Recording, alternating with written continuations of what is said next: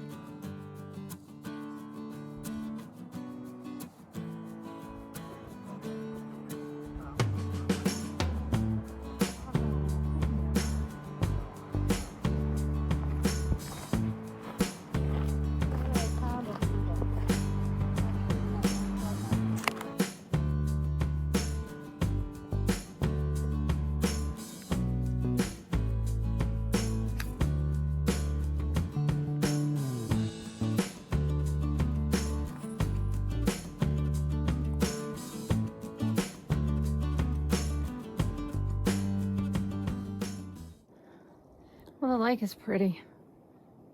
It Yep. looks cold. It's green and blue. I haven't seen any fish. I haven't even seen any perch, and part of it's kind of shallow. But boy, what a scenery. Yeah, big mountains behind it. You can see the 12,000 foot line where there's no trees. A little bit of snow. And how high are we? We're 10,000 and what? My watch might have went, yeah, it went dead. I think it was 10,070, 300 and something. I think, yeah, 370. We're up there pretty good. Acclimating to this climate and this altitude. Slowly. Yeah. We came down here to fish a little bit, and I think we ended up hiking with rod and reels in hand. The lake is windy. We're too lightweight on the jigs, didn't have any weights to get it further out, and the wind blowing in our faces makes for tough fishing. So we hiked, and here we are.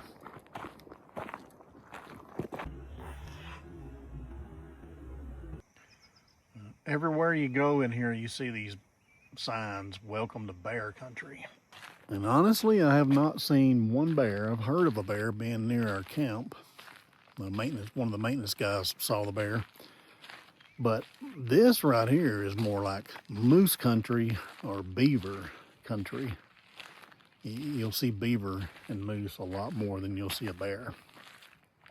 But I guess the signs are there to warn us, even though the moose are more dangerous than the bear, from what I hear.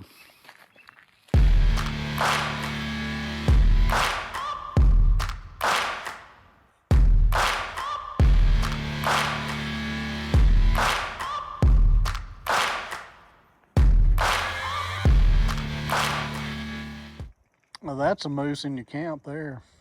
What do you think, Kim? Oh, definitely. Never seen anything like that, have we? No.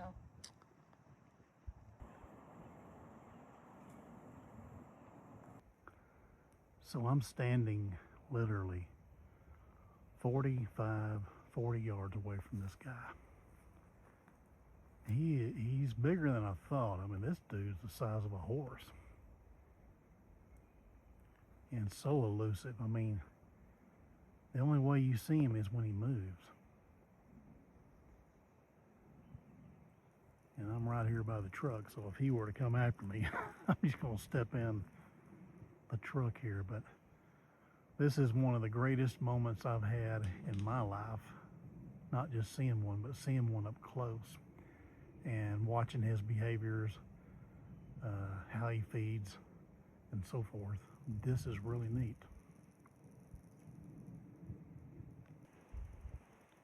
Sitting there, we're watching him, and he just plops down on the ground.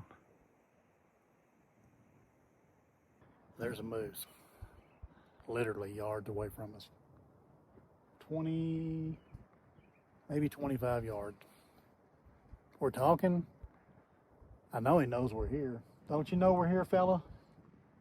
He doesn't. He doesn't. He's not even concerned about us. Like, oh, I was getting ready to run to the office. He's like, no, I'm hungry. Leave me alone. So what are we gonna do?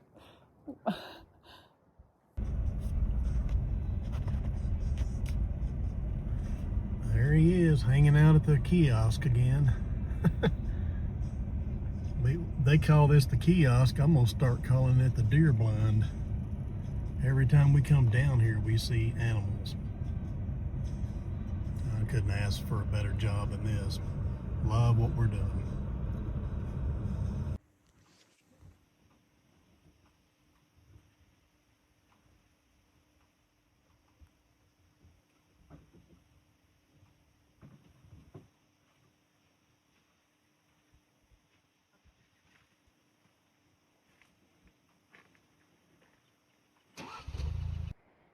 I don't know if you can see him or not, but he is right there. There he goes. You can see him running across right there. This is kind of entertaining, but yet kind of puzzling. But he's definitely venturing out. I would say that.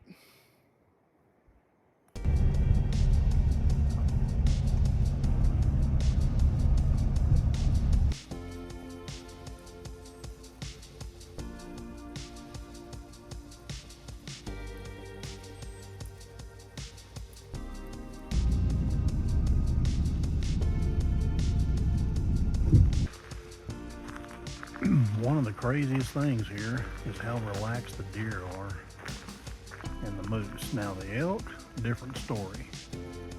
They want nothing to do with you, but the deer, they're pretty gentle.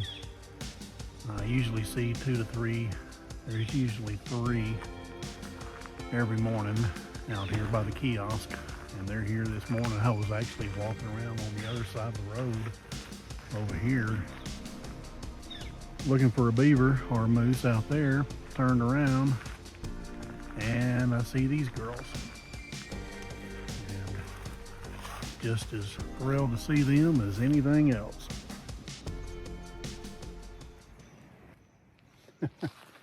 Well, the wildlife here is so abundant and precious, really cool. I have the coolest job in the whole world, I think. If you love nature, this is where you want to be. And I love outdoors, I love nature. And those deer are right there, I think. Right in there. They're hard to see, but anyway, they're about 30 yards from me. They were just watching me. I'm surprised they didn't run off.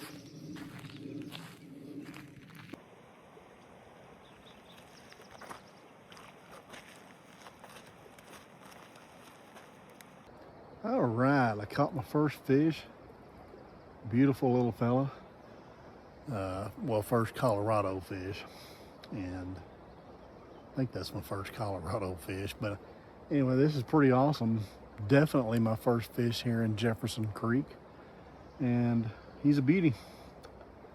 So I just turned 60 back in November.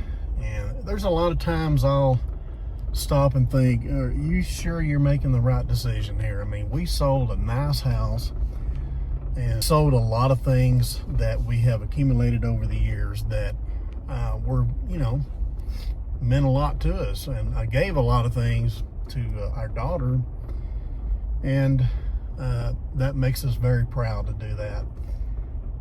Kind of get some of her inheritance early. And we gave her some nice things also, her and her new husband, Ben. But at this age, you know, it's a risk to come up here in the mountains like this, living in an RV. I mean, we're a long way from a hospital, probably close to an hour. And that's kind of scary. But, you know, we just had a good friend die.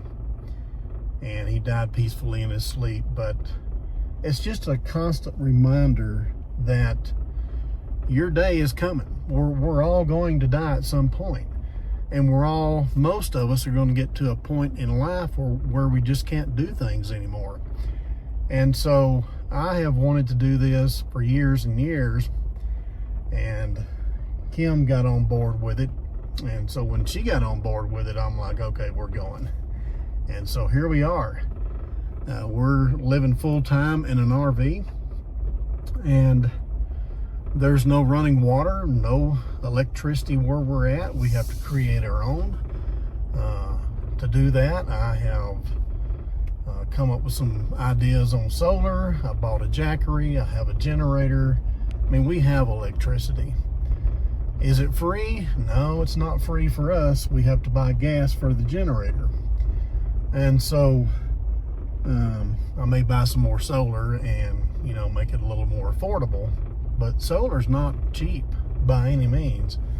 And for water, we have actually found a company that will bring water out to the site, and we provide water for the entire camp. And so the company that we're working for, I made a deal with them. You know, if you'll put a water tank on our place, we'll make sure everybody here has water. And so that's worked out pretty good, but we're limited. You know, we can't just go out and water the yard and things like that. We can take showers and all that on a daily basis, pretty much. Well, every day we've had a shower except for 2. And it's dusty out here. It's the main thing is the dirt. When you go up and down these roads, or people are going up and down these roads by you, you're going to get dirty. I can't stand to go to bed dirty. So showers are almost a must for Kim and I. And you know, the list goes on and on. It's not easy living out here. It's really hard living. Just the day-to-day things like washing clothes or chopping firewood, things like that. You know, when we had a house, we didn't do things like this because we were living in luxury. And I didn't get out. There were so many things I could have been doing that I didn't do. And I don't know why I didn't do that, but out here it's almost like you're forced to do a lot of things you wouldn't normally do. And I love the outdoor feel. When I was a boy, I've mentioned this before, raised in a life where we had a ranch and we did all kinds of things on that ranch. We worked on that ranch, and we enjoyed that ranch. And one of the things we had was a shack that we all went to. Me and my brothers, my dad, and some of his friends. We would deer hunt and we would hang out down there. And, you know, as a boy, I really loved that. And so this just reminds me of that so much. And it's like I've missed out all these years and now I'm catching up type of thing. I love camping out. I love the feel. I love the freedom that we have in our jobs and in our personal lives. There's almost complete freedom here. And, you know, if you want to work, you work. And if you want to kind of just sit around the house for a day, you can do that. As far as the job that we have, as long as we get our job done, there's no real 8 to 5, even though on paper there is. But if you get your duties done and you're done for the day, you can kind of kick back, go home, build you a fire, and kind of, you know, enjoy the afternoon. And I really cherish those things a lot. That means a lot, to be able to have that kind of freedom.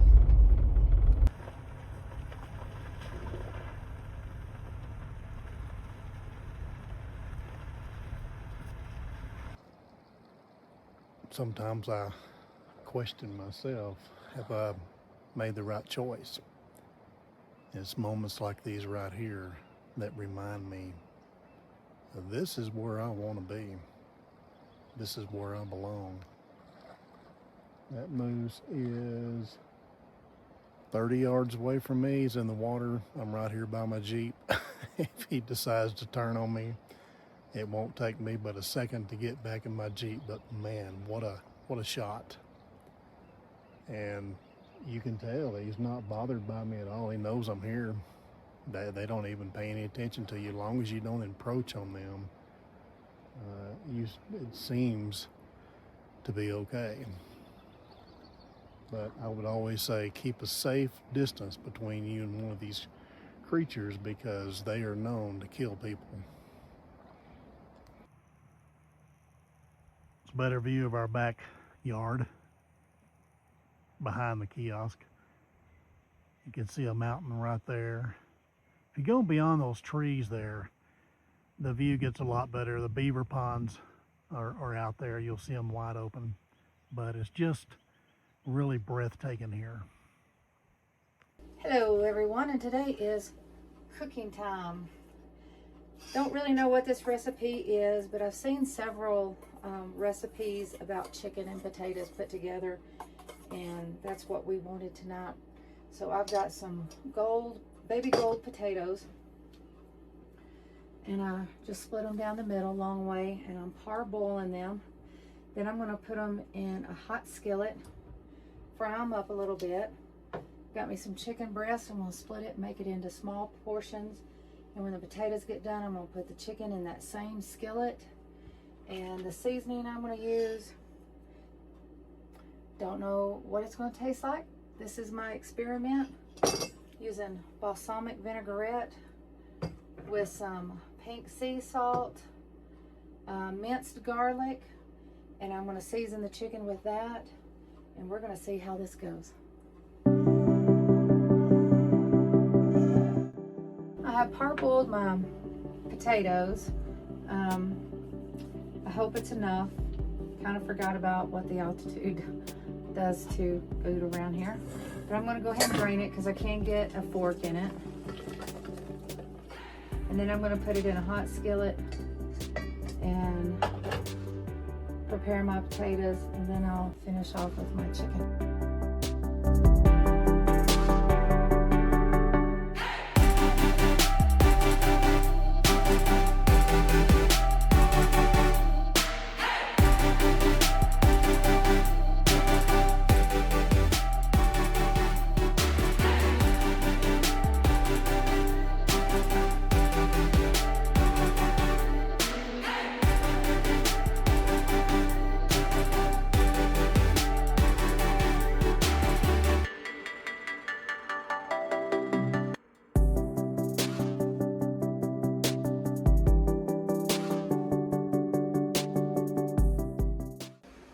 It's good, honey. I don't know why she even worries about stuff like this, because it's a simple, good looking, good tasting meal. But Kim, I don't know. I guess her desire to serve means a whole lot more than what I think about sometimes. But it's great. I want you to enjoy what you eat. Golly. I was afraid that the balsamic vinegar was going to be too tangy, but I had melted some butter and I poured the butter into it, and I think that's what helped. So you've got this good buttery flavor on these gold potatoes and the seasonings from the balsamic. I actually like it, and I'm going to eat my potatoes and then put my chicken in my salad and finish it off. It's very good, Kim. Thank you. Thank you. It's a nice change, and we will see you on the next trail.